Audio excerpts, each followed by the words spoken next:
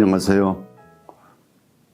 시알재단 이사장이자 진소리 쓴소리의 김원호입니다. 저는 지금 헌법재판소를 구성하고 있는 8인의 재판관에게 대한민국의 명운이 달려있다고 생각합니다. 그래서 오늘 방송은 헌법재판소 재판관님들께 드리는 호소문으로 시작할까 합니다. 제일 먼저 윤석열 대통령의 탄핵 심판을 판결하면서 사사로운 정의에 매이면 안 된다는 점부터 말씀드리고자 합니다. 나를 헌법재판관으로 임명해 준 사람이 문재인 대통령이니까 탄핵에 찬성하고, 나를 헌법재판관으로 임명해 준 사람이 윤석열 대통령이니까 탄핵에 반대하진 마시라는 얘기입니다. 이번 윤석열 대통령에 대한 탄핵 심판은 대한민국의 헌법 정신을 지켜내느냐, 지켜내지 못하느냐에 직접적인 연관이 있으니까요. 만에 하나 이번 탄핵 심판에서 기각 판결이 나와 피청구인 윤석열이 대통령 자리에 복귀하는 일이 일어난다면 앞으로 대한민국의 정치는 타협이 아닌 폭력이 난무하는 난장판으로 변할 것입니다. 그렇기에 윤석열 대통령에 대한 탄핵은 인용되어야만 한다고 저는 생각합니다. 이는 윤석열 대통령이 비상계엄을 선포하면서 국민 담화문으로 발표했던 종북 좌파 세력의 중동을 막는 길이기도 합니다. 저는 윤석열 대통령이 말하는 종북 좌파 세력이 누군지는 잘 모르겠지만 우리나라의 정치인들이 지나칠 정도로 진영 논리에 갇혀 대화와 타협이 실종된 정치를 한다는 것쯤은 압니다. 그렇기에 이번 윤석열 대통령의 탄핵이 기각된다면 촛불과 탄핵봉을 들었던 사람들이 거리로 쏟아져 나와 성조기와 이스라엘 국기를 흔드는 분들과 충돌하지 않을까 하는 걱정이 앞섭니다. 그 다음은 누군가에 의해 미리 준비된 일군의 폭력단이 가꾸먹과 쇠파이프를 들고 나오겠지요.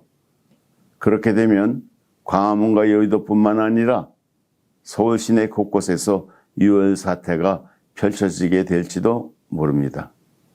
그 다음으로 예상할 수 있는 일은 권좌에 복귀한 윤석열 대통령이 또 비상계엄을 선포할 수밖에 없다는 것인데, 그것은 새로운 군부 쿠데타를 불러오는 계기가 되겠지만 윤석열 대통령은 국가원수로서 또한 군 통수권자로서의 권위를 일단 상실했었으므로 비상계엄령을 제대로 통솔할 수가 없다고 봅니다.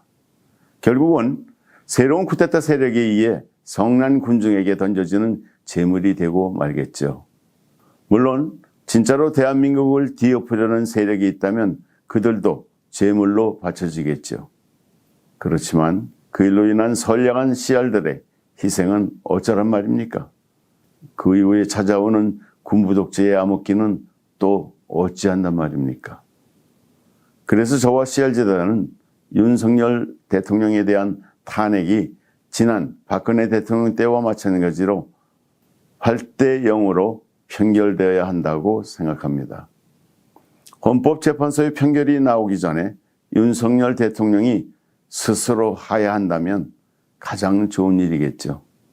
제가 이렇게 말하면 12개의 제목의 피의자인 이재명 대표에게 대통령이 되는 꽃길을 깔아줄 일이 있느냐고 항의하는 분이 계실 겁니다.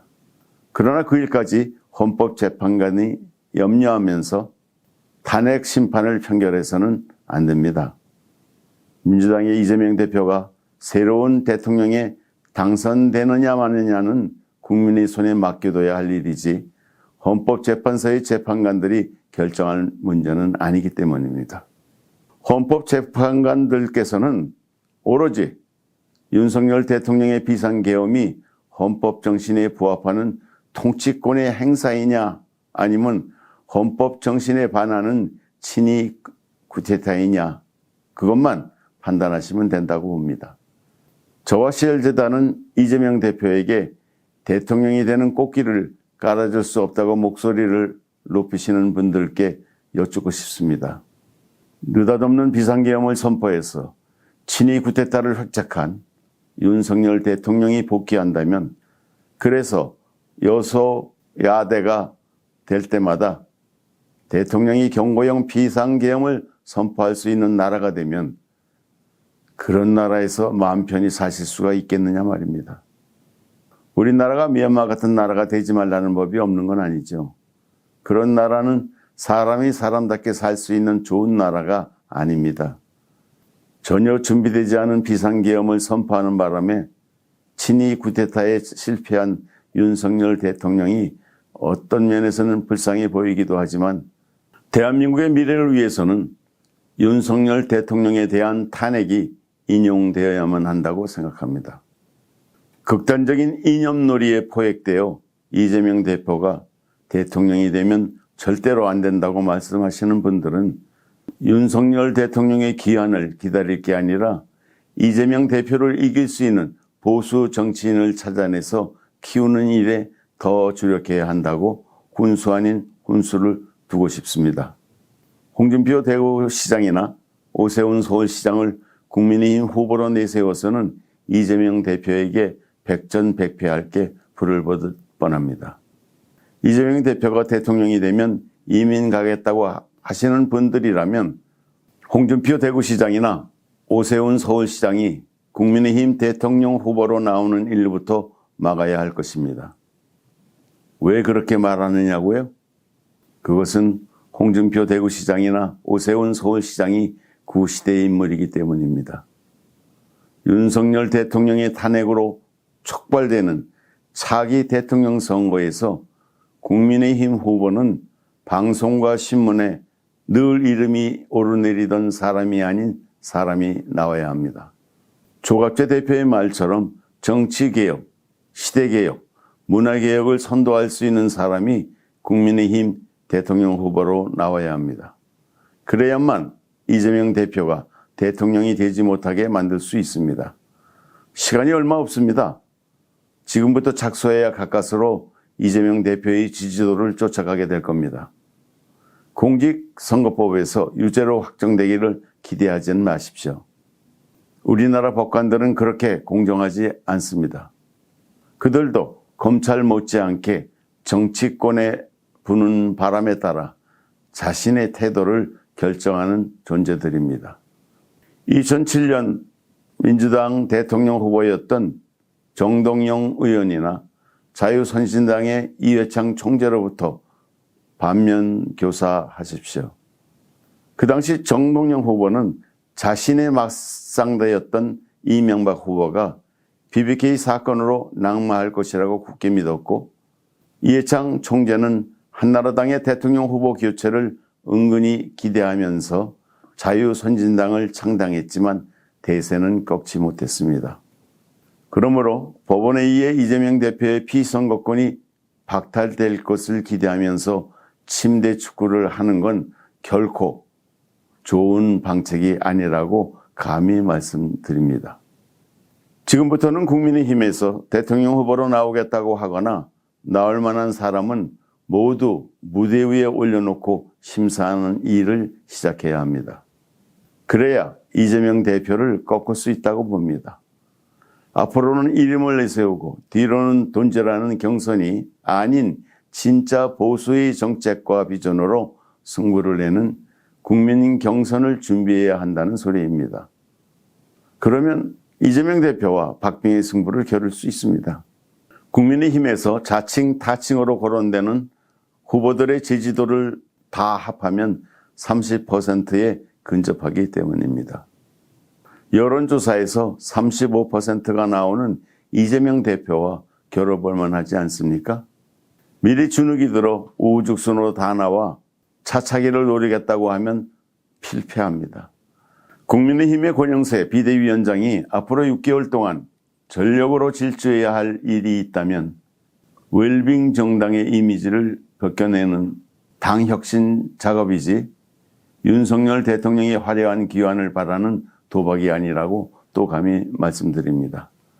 대한민국을 선진화로 이끌 수 있는 아젠다를 찾아내어 이재명 대표와 경쟁하는 것이 진짜로 나라를 위한 길이고 민주주의를 표방하는 공당의 의무이자 역할이라고 저는 생각합니다.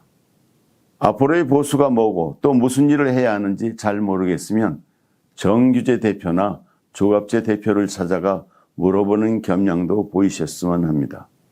헌법재판소에서 윤석열 대통령의 탄핵을 기각하도록 하는 방안을 찾는 일은 바보 같은 짓입니다. 장고 끝에 악수 둔다는 바둑계의 격언을 새기고 또 새기시기 바랍니다. 새술은 새 부대에 담으라는 성경 말씀도 있지 않습니까? 민주당에도 한마디 해야겠습니다. 지금은 이재명 대표가 압도적인 지지로 대세를 형성하고 있으나 국민의힘에서 참신한 후보가 나오면 승리를 장담할 수는 없습니다. 기본소득 시리즈와 억강 부양만으로는 이재명 대표를 싫어하는 중도층 유권자를 설득할 수는 없으니까요. 기업의 경영이론 가운데 벤치마킹이라는 말이 있습니다. 쉽게 말하면 경쟁자에게서 배운다라는 뜻입니다. 어느 특정 분야에서 경쟁자의 우수한 점을 기준과 목표로 삼아 자신의 단점을 극복하고자 노력하는 일을 말하죠. 겸허한 마음 자세로 경쟁자에게서 의미 있는 전략을 배우고자 하는 태도는 치열한 경쟁 속에서 살아남을 수 있는 지름길이 됩니다. 미국 우선주의를 외치는 트럼프 대통령과 앞으로 4년을 밀고 당기려면 기본소득과 억강 부양만으로는 어림없다고 봅니다. 피선거권을 박탈당하기 전에 대통령 선거를 치르고 말겠다는 얄팍한 생각으로 시계추만 쳐다보고 있다가는 치명적인 일격을 맞을 수도 있습니다.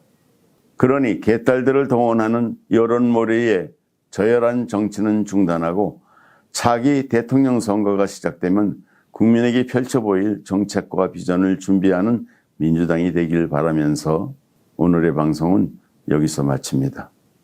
진소리, 쓴소리를 애청해 주시는 시청자 여러분, 감사합니다. 구독, 좋아요, 알람 설정은 CRTV 제작에 큰 힘이 됩니다.